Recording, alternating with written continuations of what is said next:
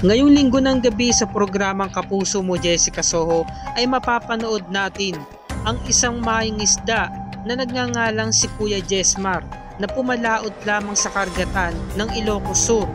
Duguan matapos matagpas ang kalamnan nito matapos sagpangin ng isang pating, at ayon sa kanyang isiniwalat na istorya, madaling araw nun, lumalangoy po ako para ayusin yung tali.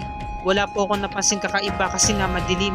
Nung pabalik na ako, may bigla na lamang kumagat sa aking binti. Kulay brown, malaki yung bunganga, yung ngipin niya parang yung sa lagari.